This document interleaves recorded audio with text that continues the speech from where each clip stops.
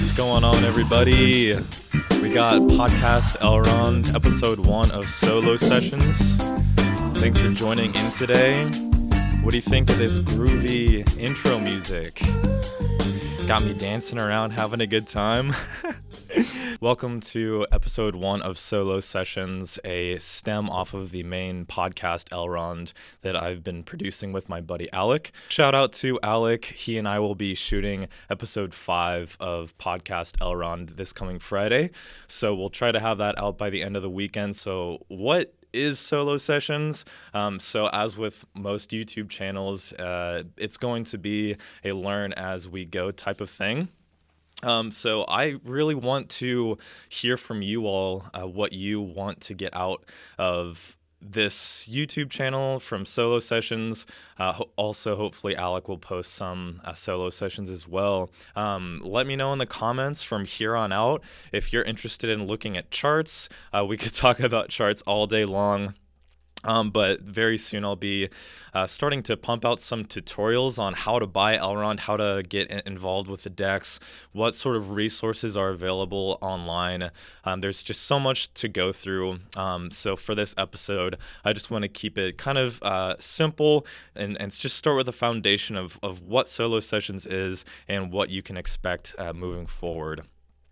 So without further ado, let's go ahead and kind of get into today's lesson, which is really just me kind of talking to you about my experience in cryptocurrency, in investing in this industry.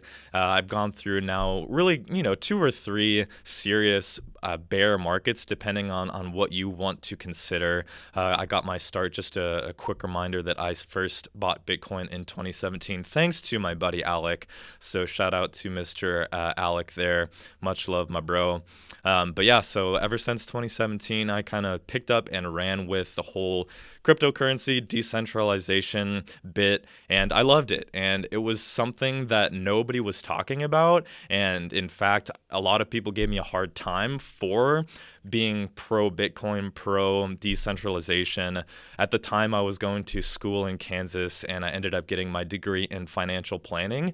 So I was always at the ready to cultivate a discussion surrounding alternate investment opportunities. The discussion in many of my classes, especially the investment classes, it was all about what can your stocks do for you, what can your bonds do, and how can you manage risk. But these days, and really why I took a hold to cryptocurrency, was because I wasn't interested in managing risk. I was trying to maximize my return because, the closer I got to graduation, the more I came to understand and realize just how much work was ahead of me due to all of the debt that I pulled out so that I could attend school.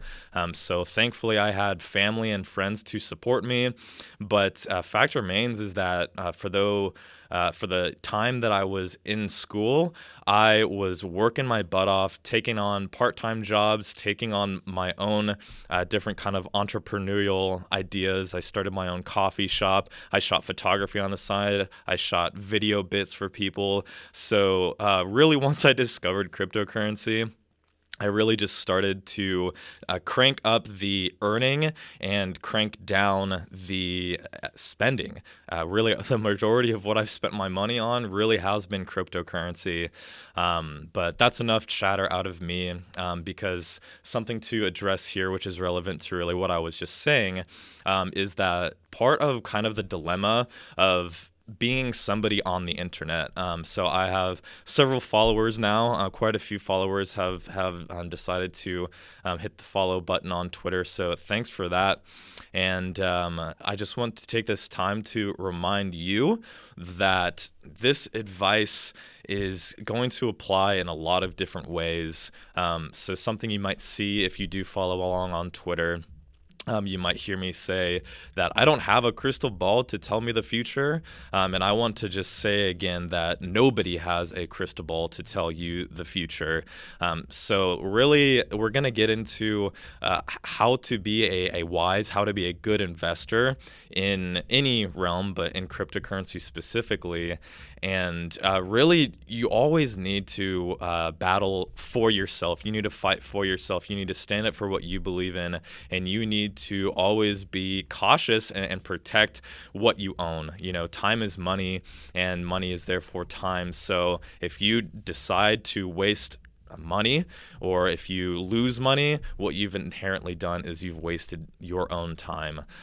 So I don't have a crystal ball that tells me the future. Nobody else does. But the what needs to happen is people need to come along and speak with conviction about why they do what they do, so that it can be observed and it can be taken note of, and so that people can kind of have more confidence, like, oh, if this person can do it, then I can do it too, or this is how that person has done it, so let me try to figure out how this fits into my own life.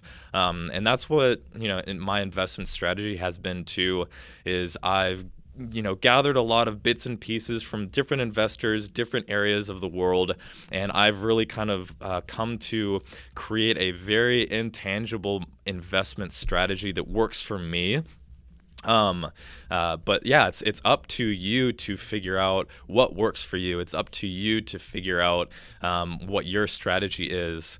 So it's always not financial advice, and it is always do your own research, because the world is a crazy place, and what we'll get into in just a moment is that this is not about money. This is not about numbers on a screen. This is really about how you feel and how other things outside of yourself make you feel, and then what the action is as a result.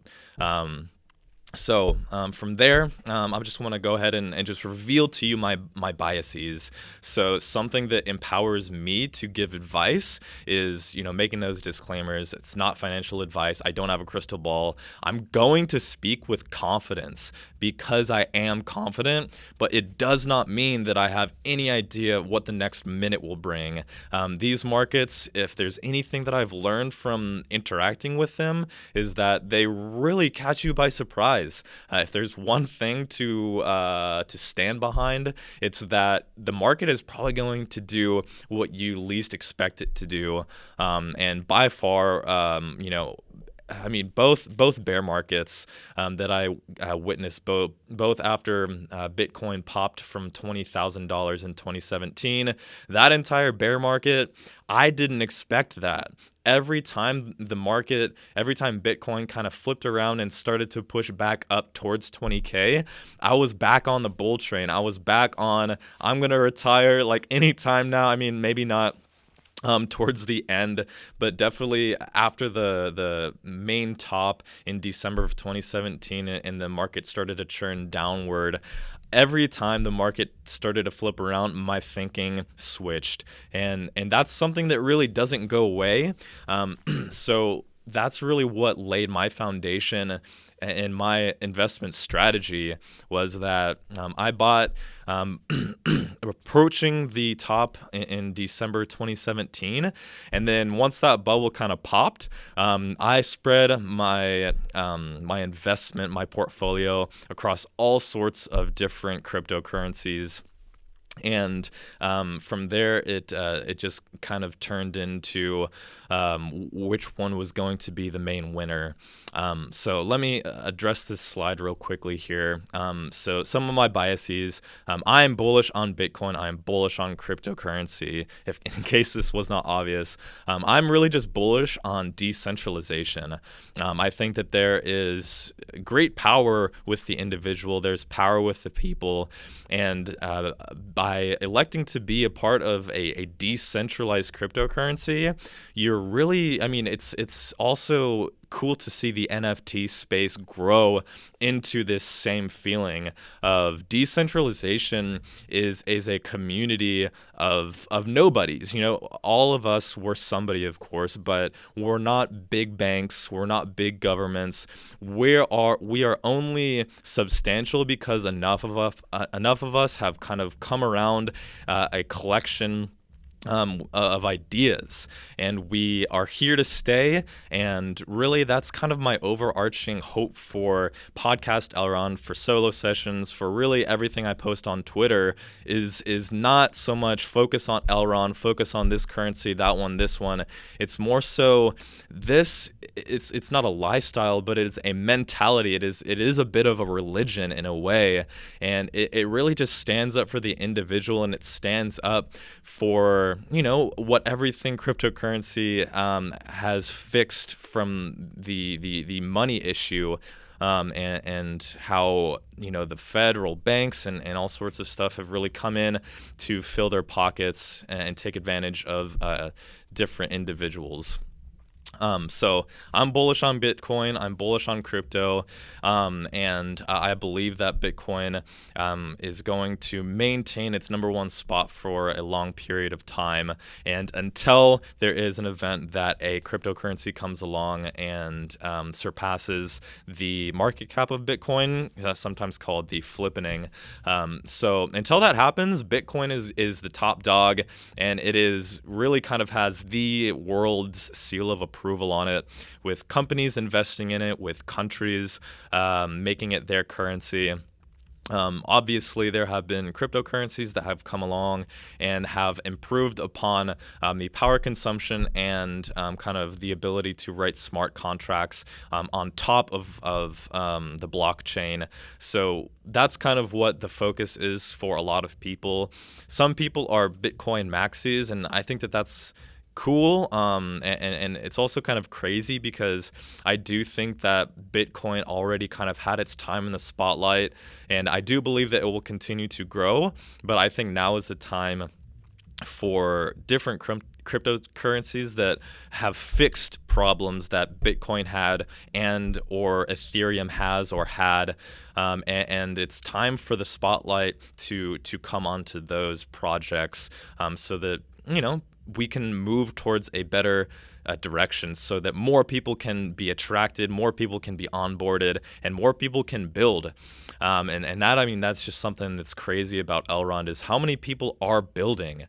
It's a small project. It's like, number 40 in the world on CoinMarketCap, but more and more people will come to find out how seamless it is to interact with Elrond, with a decentralized exchange, with NFTs, both from a minting perspective, verification and security perspective. At a number 40 spot, it blows my mind that Elrond has not done better, and I need to maintain focus on the PowerPoint here, but really this is just a matter of time, in my opinion, as to if or when Elrond will start to really move and push past the ranks up the CoinMarketCap ladder. So I'm bullish on Bitcoin. Really, I could get into number 2 much more, but really I'm bearish on the US economy, and I'm not so much bearish as much as I am just like super uncertain with where things are, and what's to come. There I have listed a few different things that kind of are red flags to me, that I noticed these things when I was in school and building my positions 2-3 years ago, and nothing really has changed. I still feel like there is way too much power in centralized agencies, the Fed printing money, COVID, and everything that happened because of that. I see and have seen cryptocurrency as a way out. I've seen it as a way to really just disassociate with all of the noise that is in regular markets.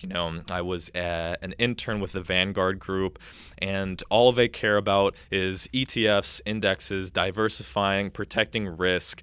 But the truth is that it's coming out that people who are investing in stocks, and even though on paper it says they're gaining money after taxes, after inflation, it's scary to me how much money is being inflated. It's not so much being inflated as much as it's being misrepresented. So I could talk a lot about that, because really, I could hop on this train of trying to convince you to invest in cryptocurrency solely based off of the uncertainty that I have with the traditional markets that have come so far. Number 3 here on revealing my biases. Obviously, you're watching podcast Elrond. I am bullish on Elrond. I am bullish on the Maiar token. And I think that until, I'm just going to say it as it is. I think that Elrond will flip Bitcoin. I think that it will slowly run the ranks. And again, like everybody on Twitter is, talking about, oh, we need a marketing campaign, we need better advertising, blah, blah, blah. No, like what you need is a good product and time. And I feel confident that I have found that product, and everything that keeps coming on top of just owning the coin continues to be more toppings on this delicious sundae. So I found Elrond in 2019. I had a position in it, and that led me to learn more and invest more time into learning what was going on with it. Whereas at the beginning, it really just, I caught the name on Twitter, and I looked at the chart, and I liked that it was a low market cap coin that has really only just began. And when I found it, it was still an ERC20 token. And since then, they launched the mainnet. And I mean, Elrond is a layer 1 cryptocurrency. We won't get into really what that means, potentially a future video. But Elrond is essentially the same thing as the foundation. It's like Ethereum is the coin, and then you have all of these different tokens that can come and be built on top of Ethereum thanks to smart contracts. So I think that online people say that Elrond isn't an Ethereum competitor, or maybe even a Cardano competitor. The point is that Elrond is a layer 1, and right now it's like $200. And so that's just crazy to me that this product is so cheap. So to me, that's going to kind of that word of advice has to do with what this presentation is on, and it's really just finding low market cap coins. And it's not just finding all of them, but the fact is that Elrond is a low market cap coin, and that is just one of the reasons that it is appealing to me. Moving on here. So I mentioned it earlier that this is not about dollar values. This is not about what you see on a screen. This is really all about how you feel and the actions that you're taking, and what will the result of these actions be in weeks, months, years. So definitely emphasize to you that time is your best friend. If you're investing in cryptocurrency and you're flipping out about short-term movements, my question is not to you, but my question is just, I'm just going to put it out there. Why are you concerned about small market moves whenever your time, or if you say that your timeline is a long, extended, multi-year plan? If you do have that plan and you're not just here for the skepticism, then just remind yourself of where you are. That's what people say when they say, or that's what people mean when they say don't lose the forest from the trees, is that whether you buy a top or whether you have a good entry point well below the all-time high price of an asset, the fact is that over time, your average is going to be spread out. The average entry point is going to be spread out. And as soon as you see it, as soon as you witness what I'm talking about, you'll understand the power of creating a long timeline, and really just maintaining focus on where you're heading and not so much where we are, especially this episode coming to you in the middle of a bit of a downtrend, just market insecurity. So just some items to note here on the screen. So how to be a successful investor. So I already talked about it a little bit, about being conscious and being cautious too, about who you're listening to.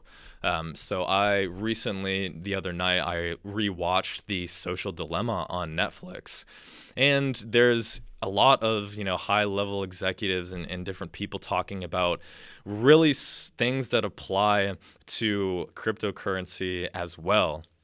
And in The Social Dilemma, they talk about how we are the product, and about how we are being advertised to, we are being shown things, and what we are seeing has real world impact. So applying that to cryptocurrency, applying that to investing, just be cautious. Be careful about how often you're exposing yourself to other people's opinions. Twitter is a crazy place, and for years, I really stayed off of Twitter because I didn't want my bias, my belief to be altered by what I was reading, by what other people were sharing. I really cut out that area of my life, and I just focused for years on discovery, personal discovery, both defining my own goals, but also too trying to figure out what the problem is, and therefore what's the solution. And that's really what led me to investing in Elrond, is that I started to find answers there. So that's what I've found, but as always, do your own research. So emphasize once more, as The Social Dilemma talked about, so advertising can change your mind, and it has real world impact on your decisions, and odds are it's going to be subconscious. It's not going to be something you're super aware of. So hear it from me, it's happening, and just be cautious. It's fun to be a part of a community. It's fun to share thoughts. It's fun to share knowledge, but just be careful, because what you hear, what you see, if you do allow it, if you do expose yourself to it too often, it could have a serious effect on your long-term investment strategy. And that is what we're trying to avoid, is not so much where we are, but it's not so much about where we're going, but to me, I just really want to emphasize to you that this is about it's like you're writing a personal story, a personal book, and you want to stay true to the pages. You don't want to be writing, and then you hear somebody else, and then the narrative starts to change. If you can build a hypothesis, if you can come to what you believe is a solution to a problem, if every time the market goes down and you have to look back to your strategy, your plan, are you looking out there? Are you looking for people like maybe like me, or like Wesley Kress or any other people? Are you looking outside of yourself for what to do next? Or are you looking back in time and reminding yourself of the plan that you made because it was founded in knowledge, research, investing time in learning? And that is really what I want to emphasize. Keep it simple, stupid. KISS. It's one of those things is you don't really know it until you see it, but investing is all about keeping it simple, but also keeping it personal. There's no reason for you to be sharing what you're invested in. There's no need for you to be sharing what you're invested in. I found immense value, life-changing value in Elrond, and I'm using this platform to share knowledge, but also inherently it's going to, shill Elrond a little bit. But gosh, just look into it, do your own research. Kind of another issue of investing is, how do you do it? I mean, because as it says there on the screen, cash is your best friend. So cash helps us go out and live our world and buy things and have experiences and bless others. But scared money does not make money. So investing is all about this incredibly challenging balancing act of situating your money in a place where it can work for you and grow, but also too, like, protecting your brain, protecting your psychology, and protecting your real life so that you can still afford to pay for fun things, but more specifically pay for things you need to, like car, insurance, house, etc. So I'm telling you things that you have already probably heard in different ways, but cash is your best friend, and we want life-changing gains, right? So how do we balance this? Because it's going to be a challenge. It's important to know when to be conservative, and how to be a successful investor has a lot to do with being honest with yourself, and being honest with what you can afford to both lose, but what you can afford to risk. And I'll leave it at that. Avoid emotional trading basically means that whenever you get excited, whenever you feel sad, those emotions are outside of yourself, yet they will still have an impact on how you view your portfolio value. And if you allow yourself to be an emotional trader, if you make a good trade, you'll feel great. And that might give you overconfidence to hurt yourself in the future. On the other side, if you make a bad trade and you feel bad about yourself, like not only might you feel bad, but you also, might try to get back at the market. Like, in spite of the market, you might try to take on more risk than you can handle because you took a loss and you need to work harder now to make back those gains. I've been in this space for 3 or 4 years now, and those feelings never go away. When you lose, you feel bad. When you win, you feel great. But part of my strategy I meant to touch on early in 2018 was after the bubble popped to $20,000 and the market started to churn from there.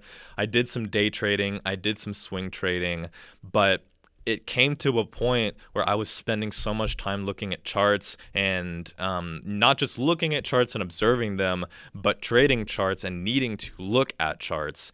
So it came to a point where all I wanted to do was be in a position to where the market can go down, and it can go down heavily, but I don't need to be fearful of, oh my gosh, if the market keeps going down like this, it's going to start eating into my own money.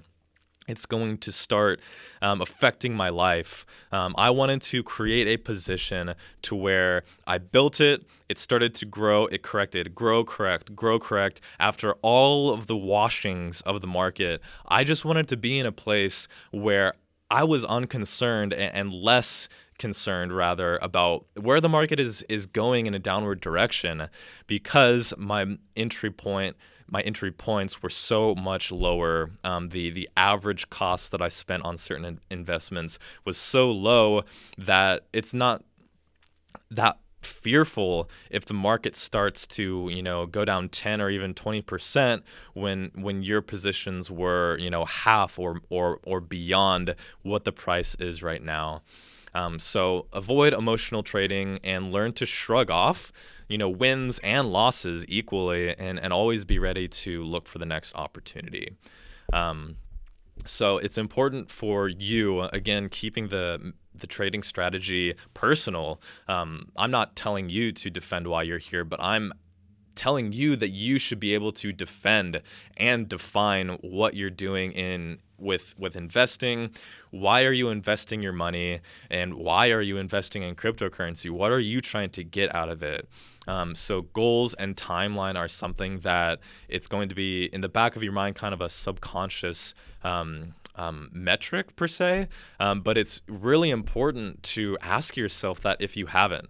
What are your goals? What is your timeline? What are you doing here? Why are you here? Are you here to speculate, or are you here to create a retirement portfolio with 5, 10, 15, 20 plus years? I mean, 65 or 59 and a half is like the retirement age. So just bring yourself back down to earth. Are you here to invest in your future and add to your retirement portfolio? Then just remind yourself that you have a lot of years to earn, and you have a lot of years for your money to work for you. So you hear me talk a lot about sentiment and controlling it and avoiding emotional trading. So maybe in a future episode, I'll go through some things that I've learned regarding Elliott waves. Elliott waves is it's super complex, but it's a relatively simple idea of how prices move about how impulse decisions cause for markets to increase, and then you have the reaction. You have the correction of the market after that impulse to really settle the market down, see where things are. So whenever the market is going down, we feel fear. Like many of you may have been feeling these past few days as the market's taken an unexpected turn. So did you feel fear? What did you do to cope with that? What were you doing with your trades? Were you reducing the number of trades, or were you really allowing yourself to be washed out in selling red and then buying back in the moment things start to turn, and then things turn again and you sell again, and then you're back in and out is literally what is meant by the term getting washed out of position, getting shaken out of position. You will lose a lot of money, much more than you would ever imagine, by selling and buying back in too often. Also too, since time is money, if you're spending time waiting for entry and exit points, you're wasting your money. You are wasting your time, and that's not my strategy. Again, my strategy years ago was defined as I want to be in a place where I don't need to be fearful when the market goes down. Now, I do still experience some greed, but it's just over the years. I mean, this is why I'm emphasizing it right here, is because I'm still, I still feel fear and greed. It comes and it goes, but more so these days, it's really just kind of excitement. It's not really ever fearful, and it's not ever really greedy. It's really, if anything, it's just passivity at this point, to where my portfolio has gained a position to where I don't need to be fearful or greedy. So the sentiment, as defined here, sentiment is just from a high level, a view or an attitude toward a situation or event and opinion. So sentiment, I talked about it earlier with that social dilemma conversation about how other people's attitudes, other people's feelings might start to affect your own, and it's at that point that you need to control your own emotion, and you need to be conscious of what state you're in, and sometimes it's just time to walk away from a chart. Sometimes it's time to put the laptop away, just change your scenery. So if time is money, saving money equals saving time. And that's something that I came to learn, after some years. But it is true, even though it's still such an intangible kind of thought to understand. But that's kind of, I didn't know it back then, but that's really what my investment in cryptocurrency was asking myself, okay, I'm making money. I'm saving money. Where do I want this money to sit so that it can adequately save my time? And that's crazy to frame it in that way, because at that point it became a question of me to figure out what is the most efficient way to store my time, what is the most efficient way to store my value, my hard work. And that's what, that's another aspect that led me to cryptocurrency. Is I looked at my age, I looked at my time horizon, I looked at when I might be required to not be required, but I looked at when I might be ready to sell off some of these investments. And I mean, my time horizon is 5, 10, 20. I mean, my time horizon as I was learning in school was retirement age. So invested aggressively because right now in my life I have relatively low risks. I don't have a family. I don't have a mortgage. So I saw an opportunity as a 20-year-old. I'm in my 20s. I saw an opportunity to invest aggressively and hopefully someday reap the benefits of that. Start to consider ways to store your time. And you earn money, we work and we earn money, but you also earn money in a way by saving it, by not spending it. And one of the first concepts that I learned at school was to pay yourself first. And that's why maybe your parents or hopefully you have some sort of soundboard in your life giving you some sort of financial knowledge. And what I mean by that is when I was young, my parents encouraged me to save 10 or 20% of everything. And so that's what's meant by pay yourself first, is before you take your paycheck and you go out and you buy this thing that you've had your eye on, or you can proceed to the shopping cart on Amazon, just think about what you literally did to earn that money and think about what happens when you spend money. It means that you can't save it. It means that you can't invest it. Something else that's been really valuable for me, it sounds interesting to read this, set unreasonable expectations. So it's kind of funny. I don't mean setting unreasonable expectations in my favor.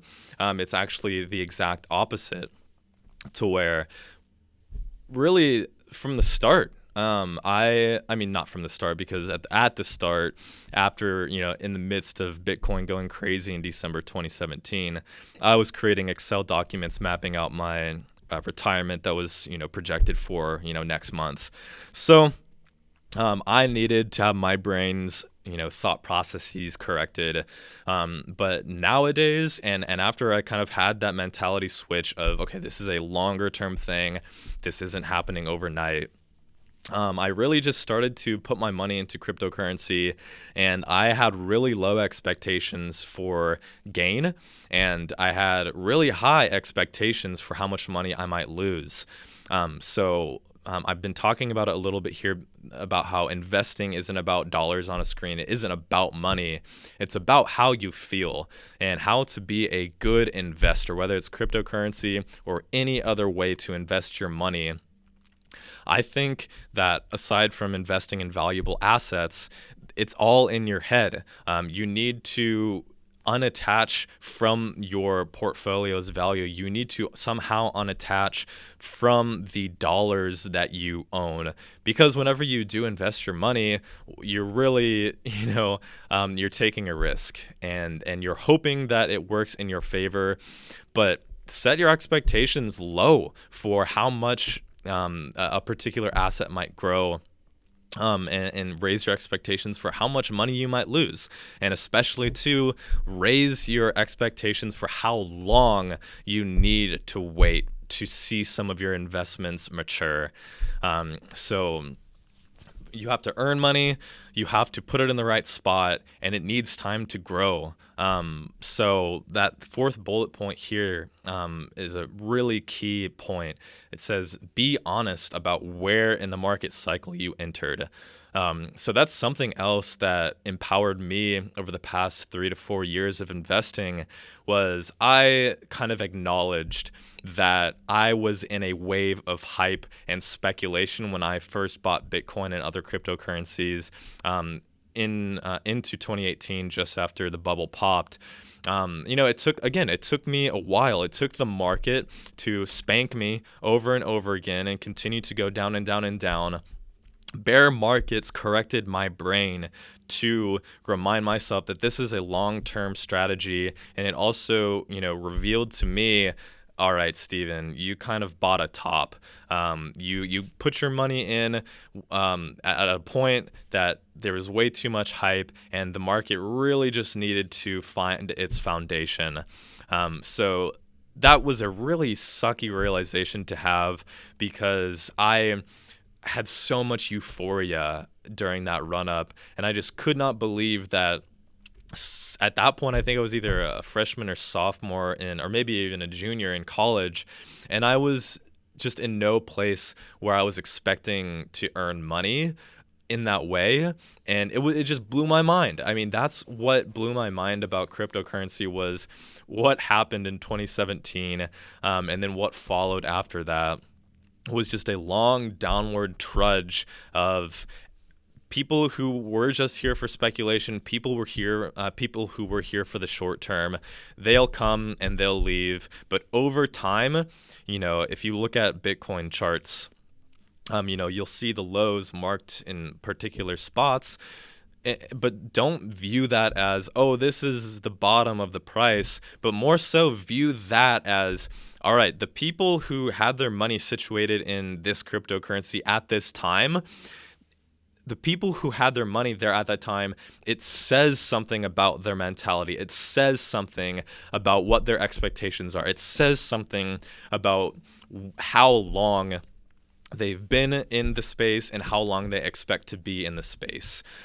So when you buy a bottom, whenever you can look back and see that you did buy and or you were engaged in a market during its bottom, I mean, that's so empowering, because these days, as price takes off, as things go crazy, I'm not worried about that, because how many people that I'm surrounded by, how many of these people were with me back in the bear market lows?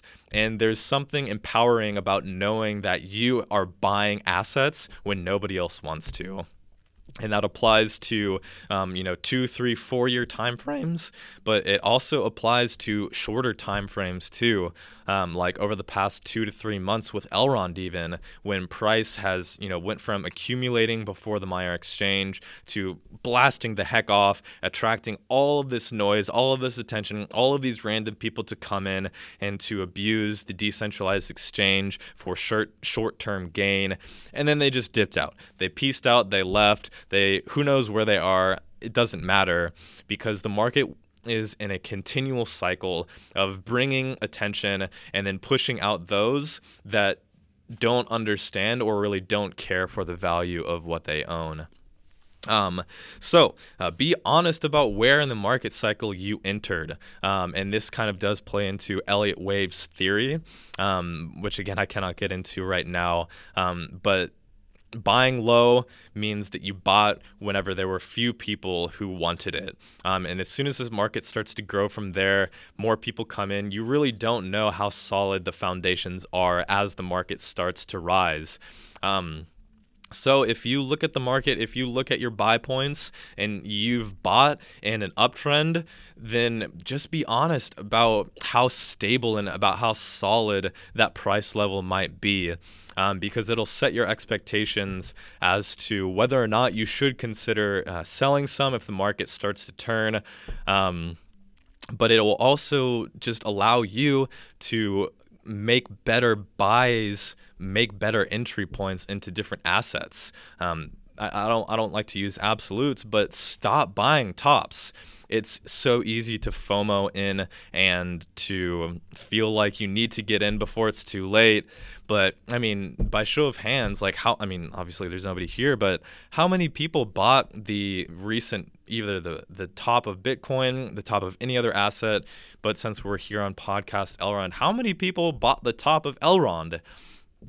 It's so easy to feel like price is going to get away from you, but as soon as the market starts to turn, it's like you wake back up and like you literally just are reminded that the market doesn't always just go up.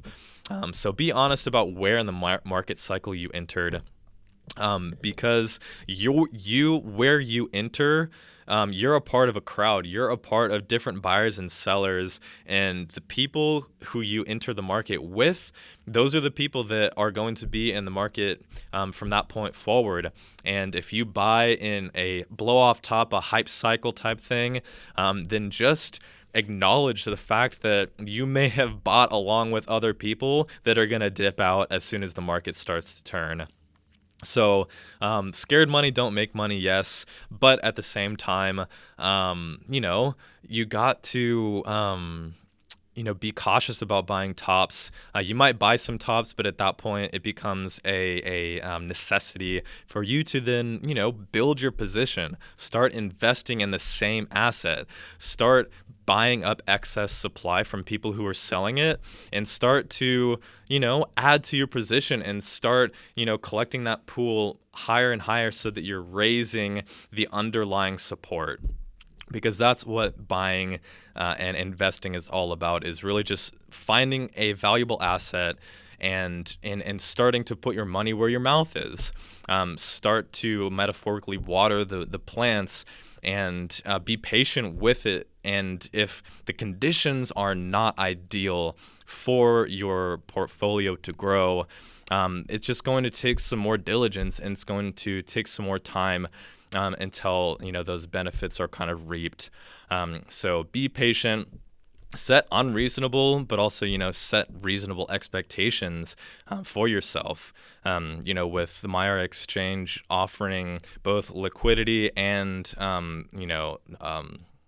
illiquidity, LockMex. I don't know. Obviously, illiquid is the opposite of liquid, but LockMex is something you can earn that will be unlocked in a year's time. But the opportunity within the Elrond ecosystem, from staking to farming, there's a lot of opportunity to build positions over a long period of time. Really, as I've mentioned a few times here, this is not about money on a screen. This is not about numbers on a screen. This is not really about money. Trading is all about maintaining resilience to ride the rises and the falls, as it says there. So I've talked a lot about it, but markets go through cycles of catching people's attention, attracting capital, and then, it just happens time and time again, dumping to see where the foundation is. And as price goes down, people will start to exit the market until those people who support come in to buy and they capture all of the excess supply. Just be resilient, and it all comes down to knowing and being confident in what you have invested in. So bear markets and downtrends are really all about instilling fear and shaking out the situated capital. So bear markets are going to, whether you like it or not, they're going to cause you to reevaluate where all of your pieces are. Just imagine, just shaking the bed sheets and just the rip tide that kind of, or the ripple that goes through the bed sheets. And at that point, it's just a matter of where is the money going to fall into place. I know that when I was involved in December 2017, when Bitcoin was at $20,000, I took money that I earned from Cardano specifically, and I just started throwing it everywhere. But once the market started to churn and started to show uncertainty, slowly but surely, all of that money kind of pooled in from lots of different places into less pools of more money. And over the 2 to 3 years, every bear market was a matter of shaking out the money that I had in these other projects and bringing the money to pool into where I felt kind of best about it, most confident about it.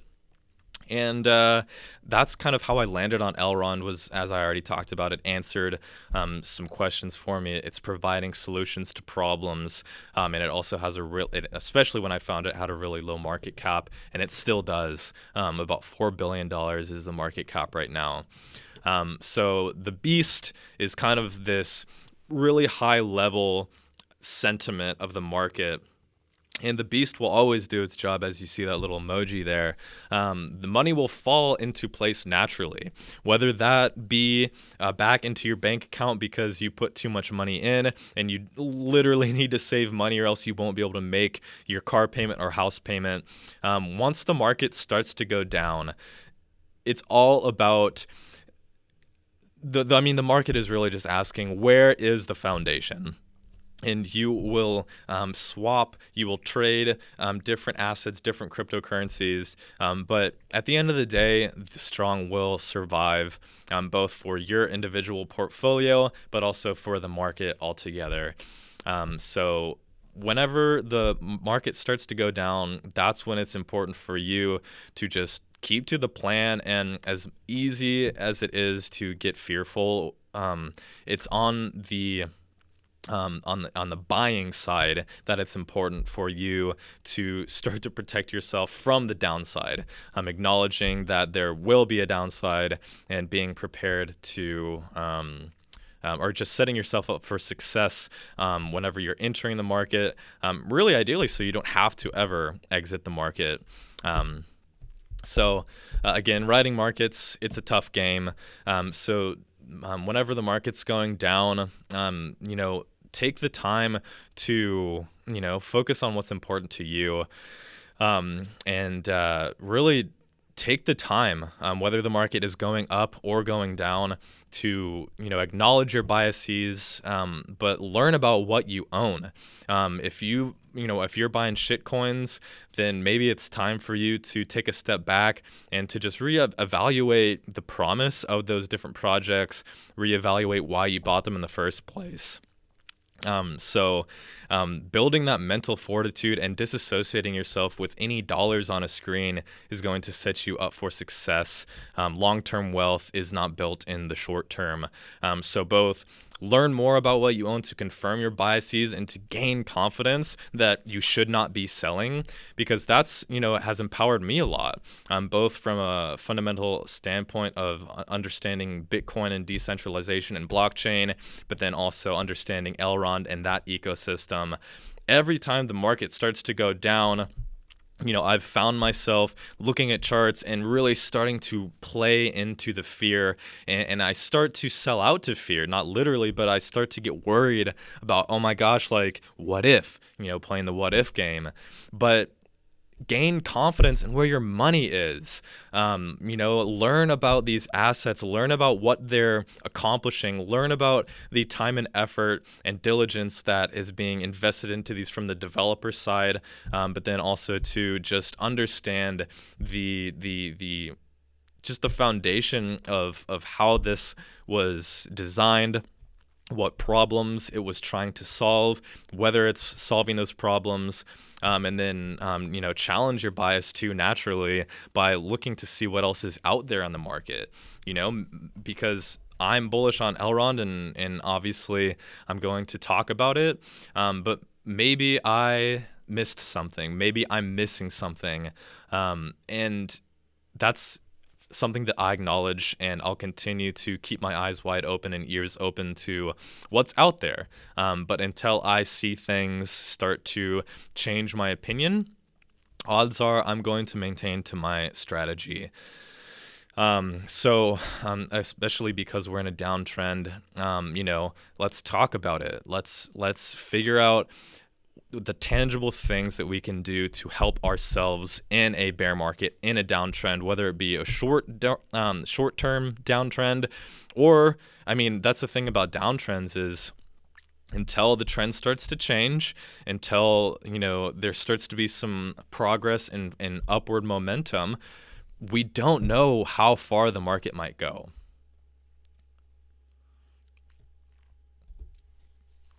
We do not know how far the market might go. So at that point, over these past several years, the main reason that I've come to invest my money in Elrond is because, as it says here, invest in assets that make downside easy to bear. So let's say that you bought a house, and say that your house starts to lose value. Big whoop. Like, you have a home, you have a roof over your head, you have a place to welcome people in. So it's easy, an example of making downside easy to bear, if there's like a housing crisis or something, is, you own this thing and it's providing some utility. So all of these bear markets have been super easy for me to look past the downside and really just forget about the US dollar value on a screen, because I was staking, for the past year before the decentralized exchange. I've been staking all of my Elrond, and every single day there was more Elrond for me to collect. Sometimes I sold it, but the majority of those staking rewards I have simply accumulated. And even though the market goes down, and even though my US dollar is, lower and lower, it's like, big whoop. Like, I'm literally earning more. I'm adding to these digital assets, this digital real estate, some people call it. And especially now with decentralized exchange and yield farming, I mean, staking and yield farming, put your money there, because it's going to give you a reason to continue to hold. Because obviously, if you're just holding US dollar, you can't, earn more. Cryptocurrency, you can only stake Elrond if you own Elrond, of course. But if you exit the market, if you just own US dollar, I mean, what do you have working for you? Inflation. So just learn to value what you own, and learn to combat market downside by staking and by yield farming. Also, too, I have a lot of my portfolio, the liquidity is situated in liquidity provider tokens. So 0.25% of every swap on my exchange, proportional to the amount of the farm that I own, I'm earning money off of transactions the same way as a Binance or Coinbase would.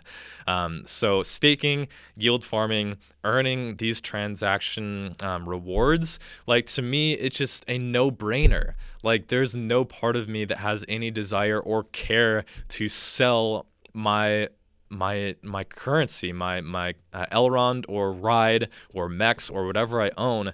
I have no desire. Like, it's just silly to me to think about selling, because if I sell, like, I'm not exposed to earning more cryptocurrency. So this has taken me 3 years to develop this kind of psychology, to where I really do value my cryptocurrency far more than I value any US dollar. I mean, I don't even know how much money my bank account has in it. All I know is when I have to, make payments on my car, make, rent payments, and as soon as I have paid those off, I go back into this mindset of accumulating more cryptocurrency. So that's one of the, I mean, it's been, 50 minutes, and I'm finally getting to the emphasis here, which is, invest in assets that make downside easy to bear. If you're just buying random things that you're just riding the tide and hoping that it goes to the moon, like, I don't know. I won't talk to that, because that's not my strategy. But just be cautious of where your money is and what opportunity is out there. So other ways that make bear markets more easy to bear is really to diversify, which, they say high risk, high reward, but, lowering your, lowering your risk technically will affect the possibility for you to earn more money, but it's also going to save you brain power, because if you own everything in one asset, your laser focus and your laser, all of your hope is going to be on that one asset. And if you can spread it out to a few others, I'm not saying evenly. So for example, I have much of my money in Elrond and Ride and Mex on the decentralized exchange, but there are 2 other cryptocurrencies that I own. And honestly, like, they're pretty speculative. One of them is Matic, which I first bought at either 2 or 3 cents in like 2018, probably 2019 as well. And these days, I own Matic because it seems as though it continues to be necessary for Ethereum to, run and do what it needs to do without costing way too much money.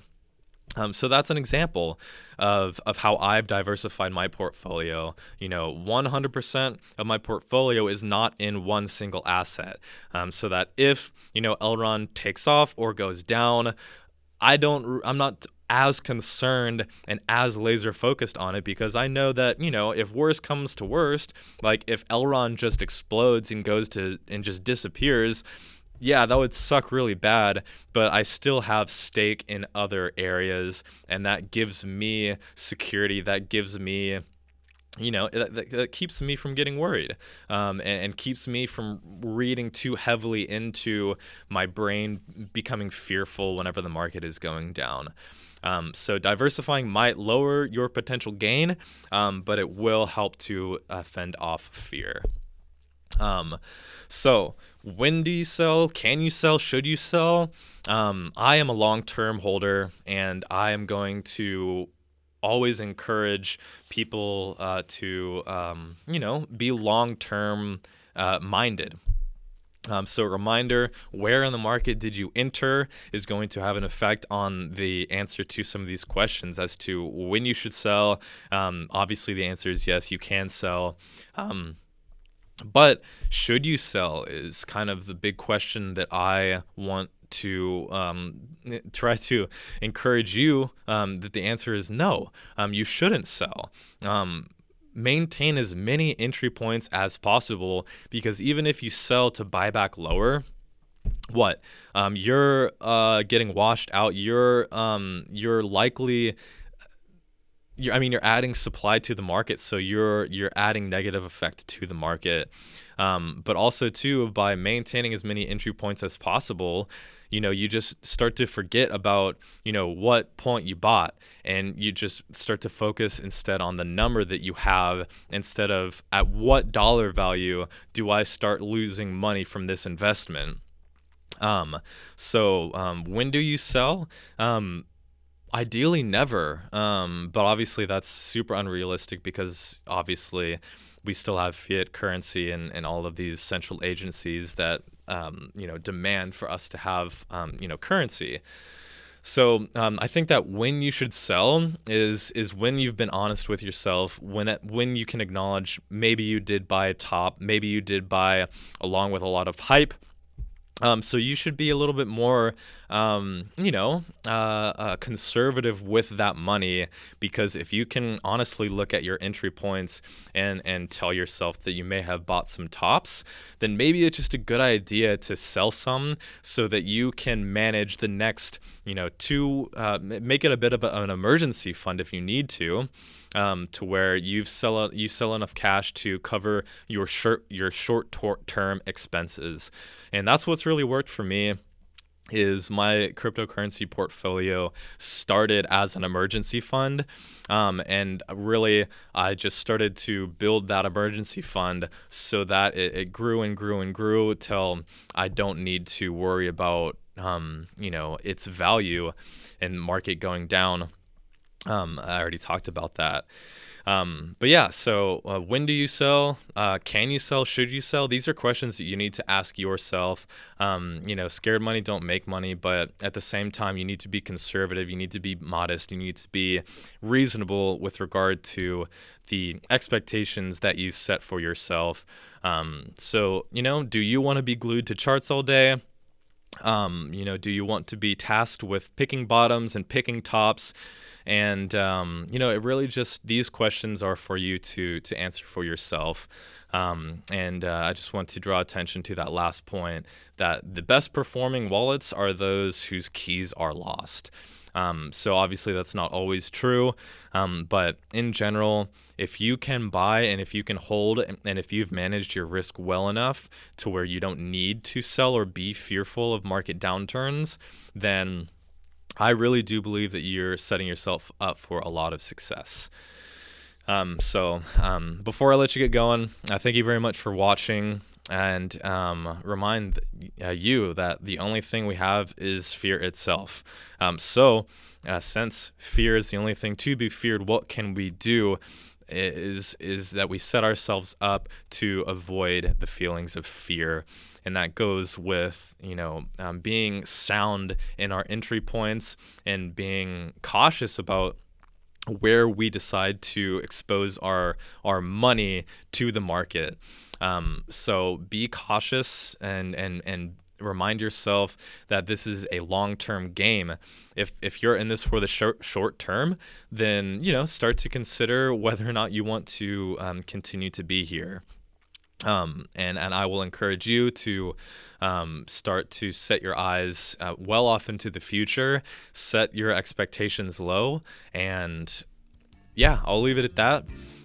Again, thank you so much for watching. I really hope that this was valuable to you, and I'm really looking forward to shooting episode 5 with Alec this Friday, so stay tuned for that. And the market is looking pretty good over the past few days. It might continue to go down, but again, maintain strategy, maintain focus, maintain the plan, avoid emotional trading, and set yourself up for success. So again, appreciate you watching, and we'll see you in the next one. Peace!